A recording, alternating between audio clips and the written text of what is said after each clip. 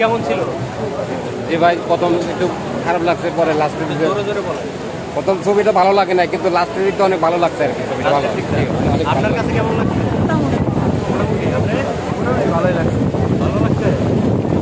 কেমন লাগছে? অসাধারণ, ভেরি নাইস, খুব সুন্দর, জোরে বলুন তো। হ্যাঁ, দেখার মতন অসাধারণ। কেমন লাগছে ভাই? আসলে ভাইয়া ছবিটা অনেক ভালো, বাট একটা জিনিস কি, যারা ছবি বুঝে না তারা বলবে ছবি না, বাট আমি তো, কারণ আমি তো একটু মিডিয়া পার্সন, আমিও মিডিয়াতে কাজ করি। বাট আজকে আমার অফিস ছিল, কালকেও আমি শুটিং করছি নাটকের। তো সাকিব ভাই আসলে এমন একটা হিরো, আমি বলি কে কেমন করবে আমি জানি না।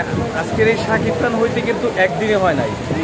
যে যাই আউল ফাউল কথা বলুক, আসলে একটা জিনিস কি, রাজ্জাক স্যারের পরে আর বিশেষ করে ইয়াং জেনারেশন সালমান ভাইয়ের পর, মানে সালমান শাহর পরে যদি কোনো আতির জন্ম হয় বাংলাদেশে, আমি মনে করি সাকিব খান। কেন ওর বক্তব্যগুলো বড় কথা না, যারা আউল ফাউল ছবি দেখে, উল্টা পাল্টা ছবি দেখে, তারা অ্যাকশন চায়, খারাপ সিনারি চায়। বাংলাদেশে এমন কোনো ছেলে নাই যে মা ভক্ত, যারা বিদেশে থাকে ওরা শুধু জানে যে মায়ের এই দেখি। আসলে ছবিটা যা ভাবছিলাম একটা প্রেম বা এরকম কোনো গল্প,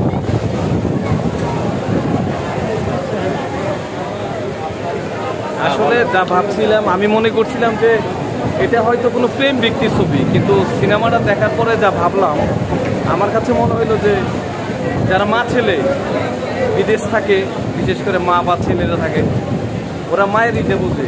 আর আমি একদম মিডিয়া পার্সন, আমি তো এই জগতের মানুষ। বাট যে কালকে আমি যাচ্ছি নাটক শুটিংয়ে, নাটকের একটা জিনিসকে, আমি অভিনেতা তো আমি জানি যে একটা অভিনয় করতে কতটা কষ্ট। মানুষ মুখটা যত যাই বলুক, একটা ক্যামেরার সামনে দাঁড়াইতে কই না 1 মিনিট ডায়লগ দিতে, প্যান্ট ভিজা দেবো, মুইটা দিব। আমরা অভিনয় করি, আমরা জানি যে অভিনয় কতটা কষ্ট। আমি একজন ছোটো করে একটা কাজ করি, মিউজিক ভিডিওতে নাটক। একটা মানুষ একটা কান্নার সিনারি করতে গেলে